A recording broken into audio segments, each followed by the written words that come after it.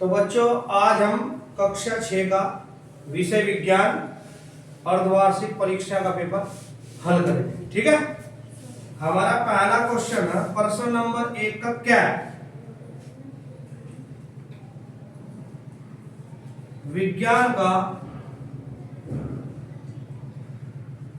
सबसे महत्वपूर्ण पहलू क्या है? विज्ञान का सबसे महत्वपूर्ण पहलू क्या है? ठीक है, तो हमारा जो इसका उत्तर होगा वो होगा हमेशा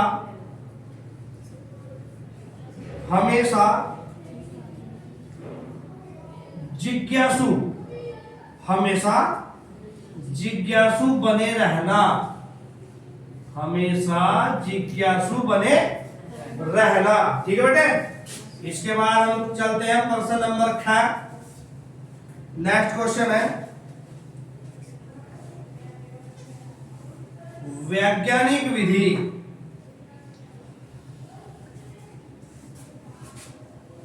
के पहले चरण, वैज्ञानिक विधि के पहले चरण में क्या होता है? वैज्ञानिक विधि के पहले चरण में क्या होता है? आपका ये प्रश्न है। इसका हमारा उत्तर होगा किसी चीज का अवलोकन करना, किसी चीज का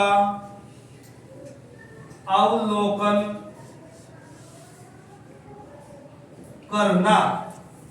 नेक्स्ट प्रश्न है हमारा मनुष्यों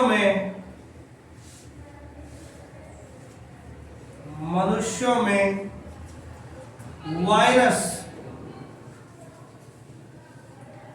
से होने वाली बीमारी,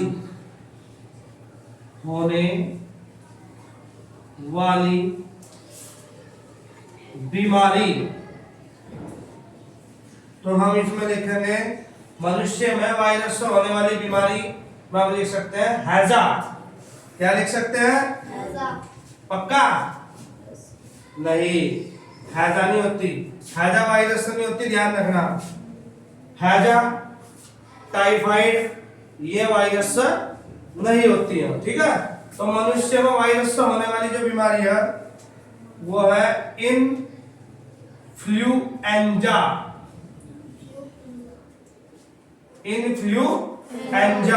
और मनुष्य में वायरस से नहीं होने वाली बीमारी टाइफाइड, हैजा।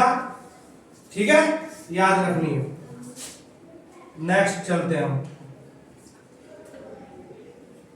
किस प्रकार के पौधे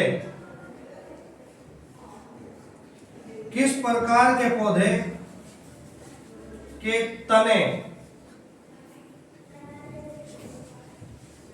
कोमल और हरे होते हैं? किस प्रकार के पौधे के तने कोमल और हरे होते हैं? यह आपका प्रश्न आया हुआ। इसका हमारा आंसर है साग। क्या आंसर है? साग। जो पौधे साग प्रकार के होते हैं उनके तने कोमल और हरे होते हैं। नेक्स्ट, ऊंट को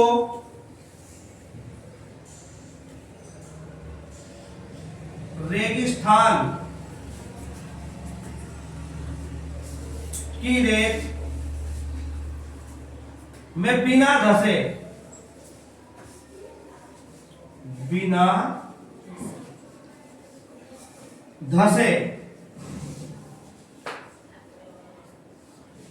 चलने में कौन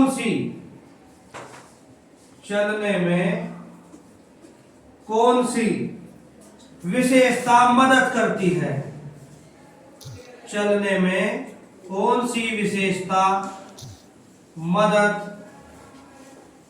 करती है? यानी ऊंट रेगिस्तान के रेत में बिना धसे चलते हैं तो उनकी कौन सी विशेषता है वो जो उनको मदद करती है? इसका है हमारा कम मूत्र विसर्जन। क्या है? कम मूत्र विसर्जन। पक्का? बिल्कुल गलत जवाब। आप बताओ बेटा। हाँ शाबाश, वेरी गुड। हमारा आंसर होगा लंबे पैर और चौड़े खुर। लंबे पैर और चौड़े खुर, यानी जो ऊंट है उसके पैर लंबे होते हैं, नीचे से जो उसके खुर में चौड़े होते हैं। ये उसकी क्या होती है? विशेषता। ठीक है। नेक्स्ट है project tiger. Project tiger Bharat में कब आरंभ किया गया? कब आरंभ किया गया? प्रोजेक्ट टाइगर भारत में कब आरंभ किया गया? तो आपको ध्यान रखना है सन 1973। सन 1973 में प्रोजेक्ट टाइगर भारत में सन 1973 में शुरू किया गया है। आया आपकी समझ? ठीक है, कट कर भाई। आपका जो क्वेश्चन है अनेर जातनी जीवंती का क्या अर्थ है? ठीक है, इसका अर्थ होता है आहार जीवित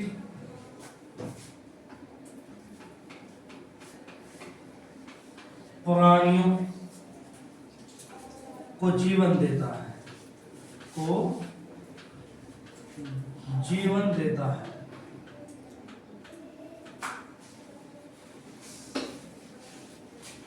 नेक्स्ट है मक्के की रोटी और सरसों का साग किस राज्य में खाया जाता है? तो इसका जवाब है पंजाब। सबसे अत्यधिक मक्के की रोटी और सरसों का साग पंजाब राज्य में खाया जाता है। नेक्स्ट है आपका कौन सा खाद्य घटक हमारे आहार का प्राथमिक स्रोत है? कौन सा खाद्य घटक हमारे आहार का प्राथमिक स्रोत है? इसका हमारा उत्तर है कार्बोहाइड्रेट। कार्बोहाइड्रेट। क्या उत्तर है? कार्बोहाइड्रेट। नेक्स्ट चलते हैं।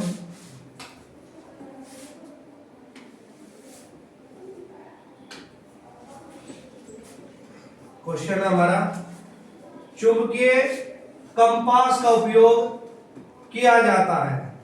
जो चुंबकीय कंपास होती है उसका उपयोग किस लिए किया जाता है? तो आप सभी ध्यान रखेंगे दिशा जानने के लिए। क्या जानने के लिए? दिशा।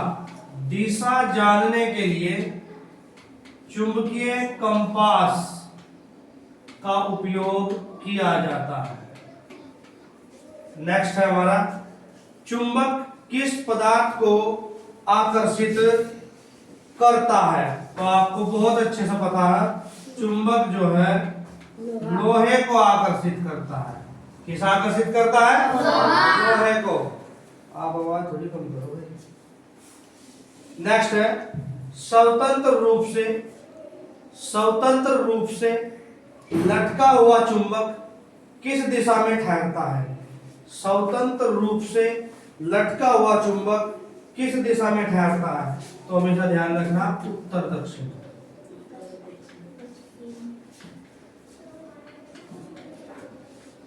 उत्तर दक्षिण। Next page.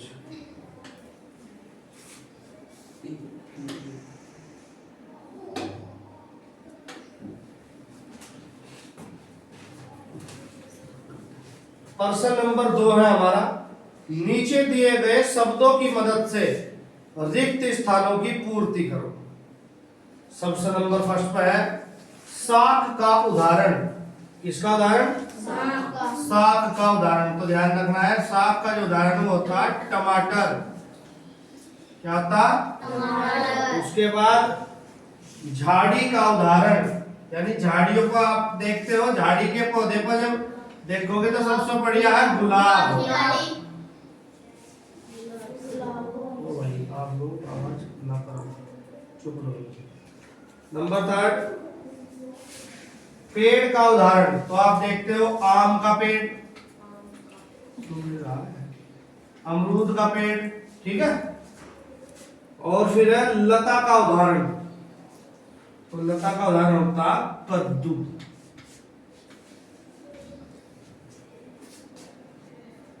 Next page.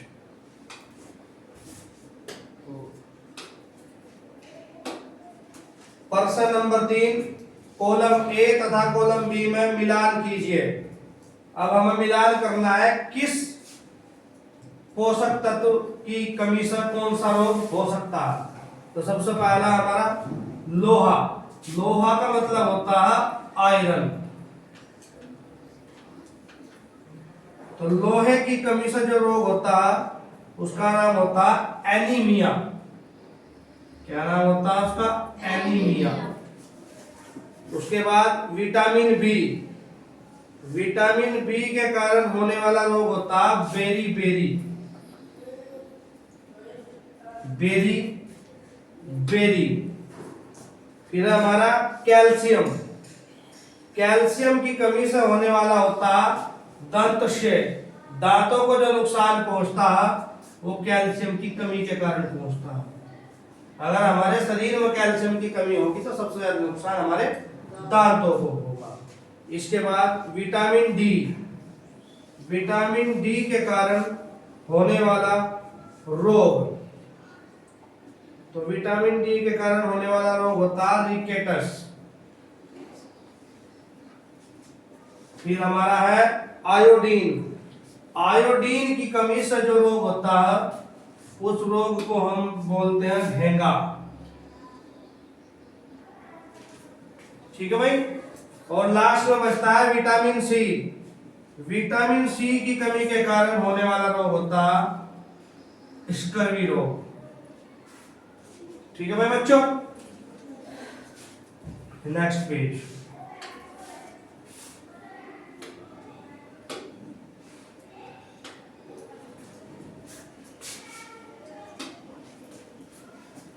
प्रश्न नंबर 4 संतुलित आहार को परिभाषित कीजिए।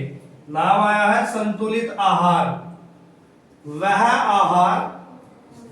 आहार जिसमें शरीर के संपूर्ण कार्य विकास और अच्छे स्वास्थ्य के आवश्यक पोषक तत्व, यानी कि जब हम वो आहार हमारे शरीर के लिए जिससे हमारे शरीर का विकास हो, हमारे शरीर के सभी कार्य पूरे हों, तो हमें आवश्यक पोषक तत्वों की आवश्यकता पड़ती है।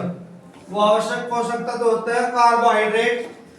क्या होते हैं? कार्बोहाइड्रेट, विटामिन, खनिज, पानी, प्रोटीन, वसा, ये सब हमारे क्या होते हैं? आवश्यक पोषक तत्व। और ये सभी किसमें उपस्थित होने चाहिए? हमारे संतुलित आहार में। जिस आहार में हमारे आवश्यक पोषक तत्व उपस्थित होते हैं उसे संतुलित आहार कहा जाता है। क्या कहा जाता है? संतुलित आहार। जिस आहार में आवश्यक पोषक तत्व जैसे कार्बोहाइड्रेट, विटामिन, प्रोटीन, पानी, खनिज शामिल होते हैं वह आहार संतुलित आहार कहलाता है। Next question.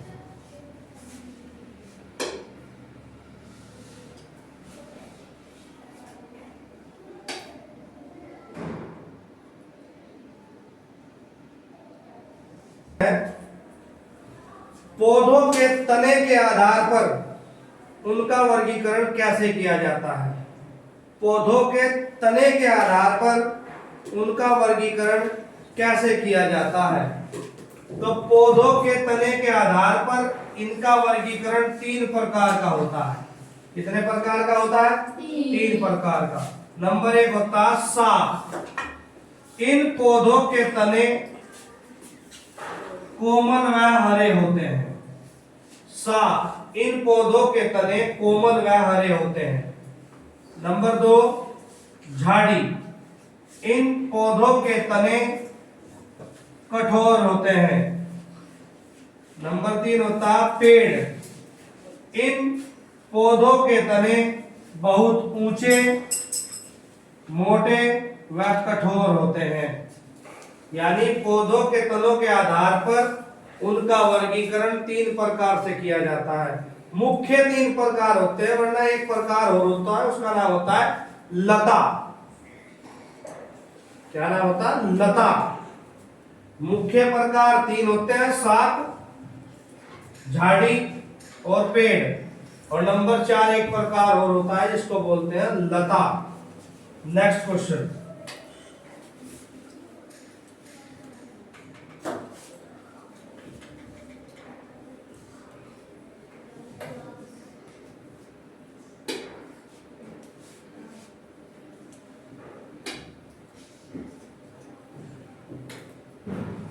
Question number 6। किसी पदार्थ में स्टार्च मंड की उपस्थिति का पता किस परीक्षण से लगाएंगे? किसी पदार्थ में स्टार्च की उपस्थिति का पता किस परीक्षण से लगाएंगे? तो आपको ध्यान रखना है बच्चों, उस परीक्षण का नाम होता है आयोडीन परीक्षण। आयोडीन परीक्षण।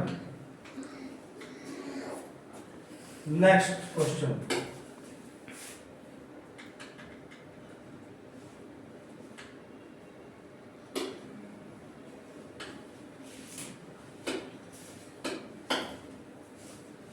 क्वेश्चन नंबर है हमारा 7।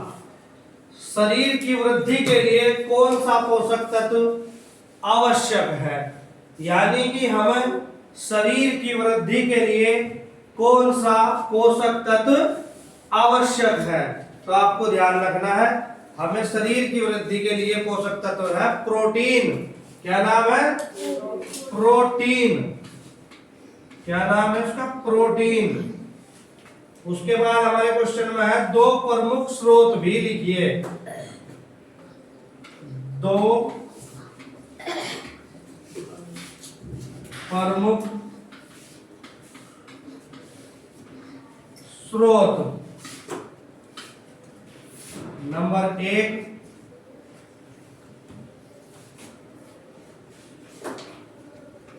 पशु स्रोत, यानी हमें पशुओं द्वारा जो प्रोटीन मिलता है वो मिलता है बच्चों दूध, अंडे, मांस, पनीर। यानी पशुओं द्वारा जो हमें प्रोटीन के स्रोत है दूध, अंडे, मांस और पनीर है। और नंबर 2 है पादप स्रोत।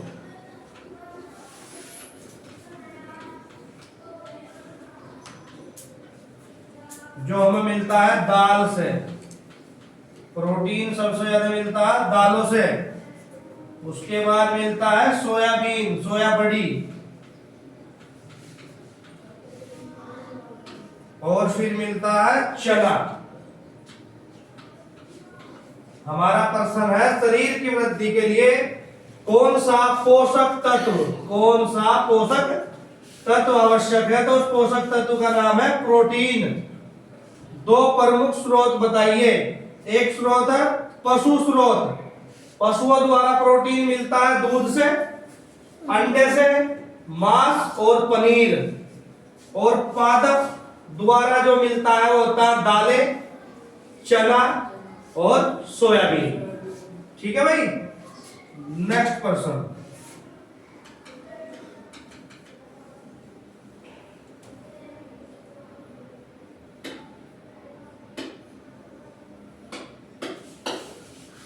Question number 8।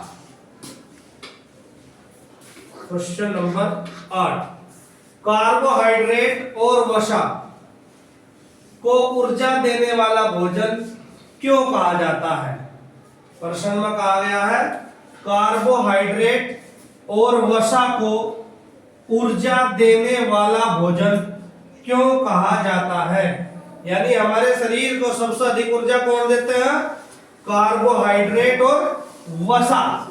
तो इनको ऊर्जा देने वाला भोजन क्यों कहा जाता है?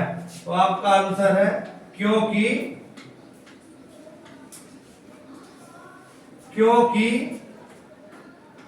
वे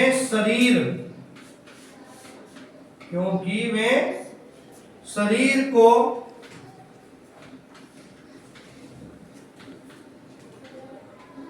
कार्य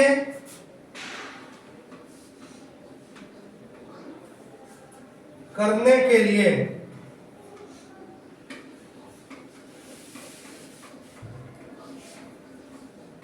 आवश्यक ऊर्जा प्रदान करते हैं। आवश्यक ऊर्जा प्रदान करते हैं। हमारा प्रश्न है कार्बोहाइड्रेट और वसा को ऊर्जा देने वाला भोजन क्यों कहा जाता है?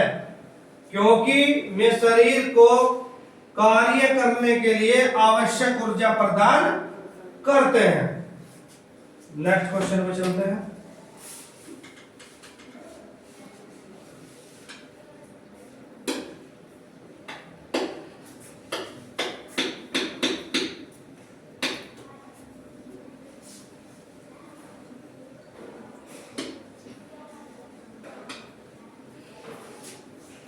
हमारा है प्रश्न नंबर 9।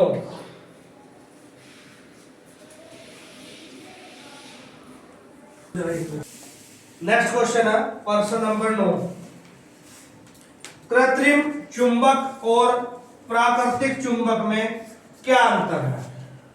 ठीक है जी, इसका बहुत सिंपल जवाब है, यह चुंबक इंसान द्वारा बनाई जाती है, मानव द्वारा, और प्राकृतिक चुंबक होती है जो हमें प्रकृति से मिलती है। किससे मिलती है? प्रकृति से मिलती है। तो इसके लिए हम लिख सकते हैं बिल्कुल सिंपल सा आसान सा,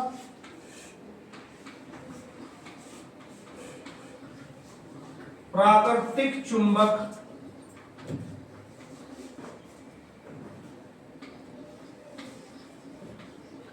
प्रकृति में पाए जाते हैं,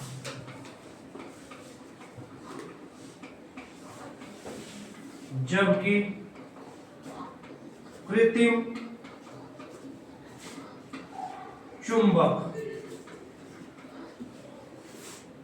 मानव द्वारा बनाए जाते हैं, मानव द्वारा बनाए जाते हैं। यह हमारा हो गया इन दोनों चुंबक में अंतर। क्या हो गया बेटे? अंतर। नेक्स्ट क्वेश्चन,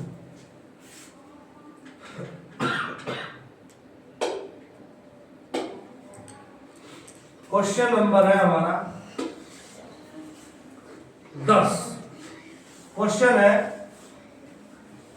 अनुकूलन क्या है? मरुस्थलीय और पर्वतीय क्षेत्रों में पौधों और जंतुओं के अनुकूलन के उदाहरण बताइए। तो सबसे पहले तो आपको समझना है अनुकूलन। अनुकूलन वह प्रक्रिया है जिसके द्वारा जीव अपने पर्यावरण में जीवित रहने के लिए शारीरिक विशेषताएं विकसित करते हैं। अनुकूलन वह प्रक्रिया है जिसके द्वारा जीव अपने पर्यावरण में जीवित रहने के लिए शारीरिक विशेषताएं विकसित करते हैं। जैसे मरुस्थलीय रेगिस्तान में जीवन जीने के लिए ऊंट, कैसा जंतु? ऊंट। राजस्थान में ऊंट जंतु पाया जाता है। और अगर हम वहां के पौधों की बात करें तो वहां कैक्टस पौधे पाए जाते हैं। वातावरण और पर्यावरण के अनुकूल अपने आप को विकसित करना ही अनुकूलन कहलाता है। अनुकूलन वह प्रक्रिया जिसके द्वारा जीव अपने पर्यावरण में जीवित रहने के लिए शारीरिक विशेषताएं विकसित करते हैं। इसके बाद हमसे पूछा गया मरुस्थलीय और पर्वतीय क्षेत्रों में पौधों और जंतुओं के अनुकूलन के उदाहरण बताइए। तो हमने लिखा मरुस्थलीय अनुकूलन। मरुस्थलीय क्षेत्र जैसे राजस्थान में रेगिस्तान, वहां पर पौधे पाए जाते हैं कैक्टस, और जंतु है वहां ऊंट। उसके बाद आते हैं हम पर्वतीय अनुकूलन। पौधे जैसे चीड़ का पौधा और जंतु याक। यहां पर प्रक्रिया हमारी अनुकूलन। नेक्स्ट क्वेश्चन पे चलते हैं।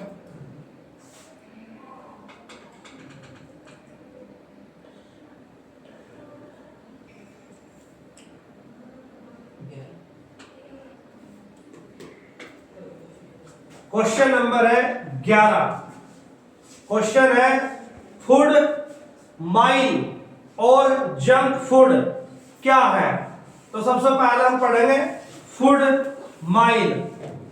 यह भोजन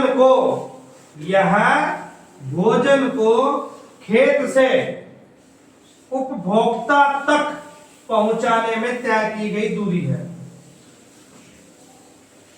यानी जो भोजन है वो खेत से उपभोक्ता तक पहुंचाने में जो दूरी तय की जाती है उसको क्या बोलते हैं, फूड माइल। और दूसरा है हमारा जंक फूड। जैसा आप लोग देखते हो आज बाजार में चाउमीन, बर्गर, मोमोज ये सब दिखाई देते हैं, वो सभी होते हैं जंक फूड। यह कम पोषक तत्वों वाला और अधिक कैलोरी वाला भोजन होता है। और जंक फूड एक ऐसा भोजन है जो बीमारियों का घर होता है। जो व्यक्ति जितना ज्यादा जंक फूड खाते हैं उनके शरीर में उतनी ही अत्यधिक बीमारी आने की संभावना बढ़ जाती है। Next question.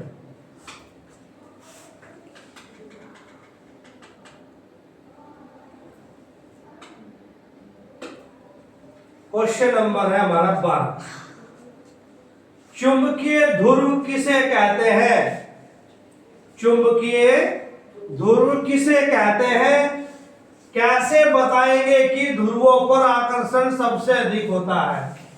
यानी चुंबकीय ध्रुव किसे कहते हैं और हम कैसे ये बताएंगे कि जो चुंबक है उसके ध्रुवों पर आकर्षण सबसे अधिक होता है? तो अब इसका आंसर है चुंबक। ये चुंबक है। चुंबक में दो सिरे होते हैं जिनको ध्रुव कहते हैं। एक उत्तर सिरा, एक दक्षिण सिरा। एक उत्तर सिरा, एक दक्षिण सिरा। एक को बोलते हैं नॉर्थ पोल, एक को बोलते हैं साउथ पोल। चुंबक के वे सिरे जहां चुंबकीय शक्ति सबसे अधिक होती है चुंबकीय ध्रुव कहलाते हैं। चुंबकीय शक्ति यानी जहां पर चुंबक लोहे को अपनी ओर सबसे ज्यादा आकर्षित करती है, जहां पर चुंबक और लोहे के बीच में अत्यधिक बल लगा होता है, उसको हम बोलते हैं चुंबकीय शक्ति। तो सबसे अधिक कहां होती है? चुंबकीय ध्रुव कहलाते हैं। आप देखेंगे कि लोहे का बुरूदा, अगर हम लोहे के बुरूदे को ले, चुंबक के ध्रुवों पर अधिक चिपकता है जबकि बीच में कम। आप मान लीजिए एक चुंबक है, आप कभी भी लोहे को लोगे तो आप देखना ये ध्रुव है चुंबक का और ये भी क्या है चुंबक का। तो आपका जो लोहा है इस हिस्से में और इस हिस्से में सबसे ज्यादा चिपकता है और बीच में लगाने पर कम चिपकता है। तो ये जो है कहलाते हैं चुंबकीय ध्रुव। और लोहा सबसे अधिक कहां चिपकता है? ध्रुवों पर, और बीच में क्या करता? कम चिपकता। इसी के साथ हमारा क्वेश्चन कंप्लीट हुआ। नेक्स्ट क्वेश्चन आपकी वार्षिक परीक्षा कक्षा 6 का लास्ट और अंतिम क्वेश्चन, क्वेश्चन नंबर 13। चुंबकीय और अचुंबकीय पदार्थ क्या होते हैं? चुंबकीय और अचुंबकीय पदार्थ क्या होते हैं? तो हम सबसे पहले बात करेंगे चुंबकीय पदार्थ की। वे पदार्थ जो चुंबक द्वारा आकर्षित हो जाते हैं। अब चुंबक के द्वारा आकर्षित क्या होगा? लोहा, और एक पदार्थ होता निकिल। तो चुंबक के द्वारा जो पदार्थ आकर्षित हो जाते हैं वो कहलाते हैं चुंबकीय पदार्थ। उदाहरण में होगा हमारा लोहा। क्या होगा? लोहा। और दूसरा है इसमें अचुंबकीय पदार्थ। अचुंबकीय पदार्थ वे पदार्थ जो चुंबक द्वारा आकर्षित नहीं होते। वे पदार्थ जो चुंबक द्वारा आकर्षित नहीं होते अचुंबकीय पदार्थ कहलाते हैं। कैसे कहलाते हैं? अचुंबकीय पदार्थ। और उदाहरण के लिए प्लास्टिक और लकड़ी। कभी भी प्लास्टिक चुंबक की ओर आकर्षित नहीं होती, वो है अचुंबकीय है। और लोहा चुंबक की ओर आकर्षित होता है, वह चुंबकीय है। ठीक है बच्चों, इसी के साथ गुड नाइट, शुभ रात्रि।